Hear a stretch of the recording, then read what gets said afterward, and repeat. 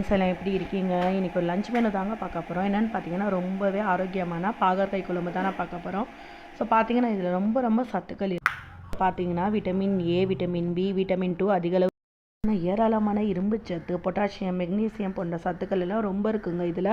So பார்த்தீங்கன்னா நீரிழிவு நோயாளிங்க, அதாவது சுகர் பேஷண்ட் எல்லாம் நீங்கள் ஆல்வேஸ் இதை எடுத்துகிட்டு வந்தீங்கன்னா உங்கள் சுகர் லெவலில் இருக்கும். ஸோ வாங்க எப்படி பண்ணுன்னு சொல்லி பார்க்கலாம். பாகற்காய் இந்த மாதிரி சின்ன சின்ன பீஸாக நீங்கள் கட் பண்ணி வெறும் தரையில் ஒரு 20 மினிட் நீங்கள் போட்டு வச்சிங்கன்னா அதில் இருக்கிற கசப்பு தன்மையெல்லாம் பாதி அளவு குறைஞ்சிடும்.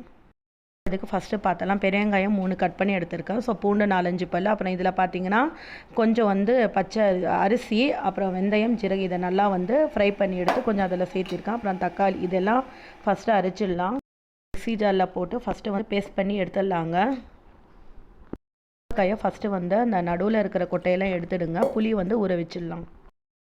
பாத்திரம் வச்சு இதில் ஆயில் ஆட் பண்ணிக்கிறேன்.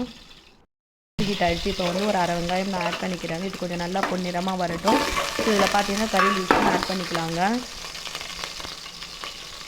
ஸோ நல்லா இது கொஞ்சம் பொரிஞ்சு வரட்டும்.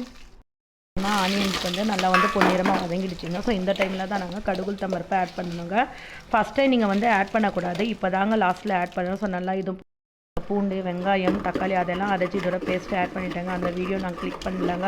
ஸோ இதோட பார்த்தீங்கன்னா நான் கொஞ்சம் உப்பு ஆட் பண்ணிக்கிறேன். ஸோ நல்லா பச்சை வாசனை போகிற வரைக்கும் வதக்கிக்கலாம்.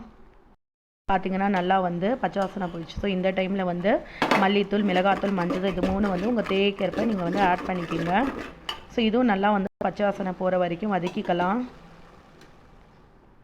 சைடு இன்னொரு பேன் வச்சு இதில் கொஞ்சம் ஆயில் ஆட் பண்ணி நான் பாகற்காய் ஃப்ரை பண்ணி எடுத்துக்க போகிறேங்க.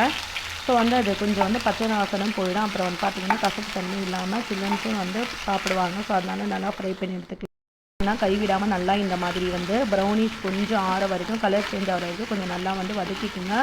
ஸோ எண்ணெயில் ஃப்ரை பண்ணுறதால ரொம்ப நல்லாவும் இருக்கும். அப்புறம் கசப்பு தண்ணி இல்லாமல் இருக்கும். அந்த பச்சை வாசனை ஸ்மெல் கூட நிறைய பேருக்கு பிடிக்காது, அதுவும் வராமல் இருக்கும். மசாலாவோட பாகற்காயும் ஆட் பண்ணிவிட்டேன். நல்லா கலந்து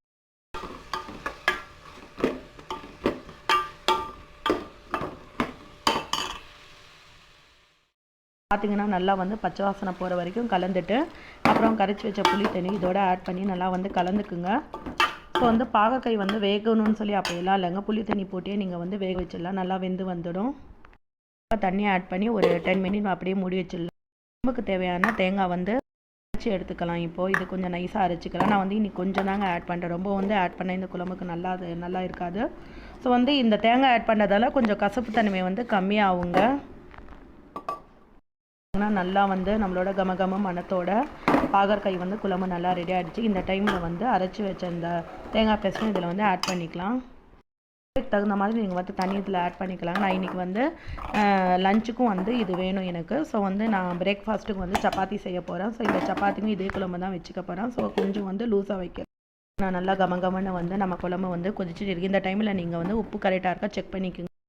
சாப்பிட்றதா உடல் ரொம்ப கூலிங்காக இருக்குங்க, குளிர்ச்சி தரும். அப்புறம் பார்த்தீங்கன்னா இம்யூனிட்டி பவர் ரொம்ப அதிகரிக்குங்க. வயிற்றில் இருக்கிற அந்த ஸ்டமக்கில் இருக்கிற சின்ன சின்ன பூச்சியெல்லாம் வெளியில் நிறைய சில்ட்ரன்ஸ் பார்த்தீங்கன்னா படிப்புன்னு சொல்லி ரொம்ப சோர்வடைஞ்சு போவாங்க. அவங்களுக்கெல்லாம் வாரத்தில் ஒரு தடவை இல்லைனா நீங்கள் 2 தடவைனாச்சும் இந்த பாகற்காய் செஞ்சு கொழுப்பையெல்லாம் அகற்ற சக்தி இந்த பாகற்காய்க்கு இருக்கு. செரிமான பிரச்சனை இது க்யூர் பண்ணுது. தாங்க சூப்பரான பாகற்காய் குழம்பு ரெடி ஆகிடுச்சிங்க. ஸோ இதுக்கு நீங்கள் ரைஸ்க்கும் வச்சு சாப்பிட்லாம். அப்புறம் சப்பாத்தி, இட்லி, தோசை எல்லாத்துக்கும் வெரைட்டியாக சூப்பராக நல்லா இருக்குங்க. ஆரோக்கியமான இந்த பாகற்காய் குழம்பு நீங்களும் செஞ்சு பாருங்கள். உங்கள் ஃபீட்பேக் எல்லாம் எங்களுக்கு கமெண்ட் பண்ணுங்கள், ஷேர் பண்ணுங்கள், சப்ஸ்கிரைப் பண்ணுங்கள். நீங்கள் சர்மி கிச்சன் 786 புதுசாக இருந்தீங்கன்னா சப்ஸ்கிரைப் பண்ணி வச்சுக்க.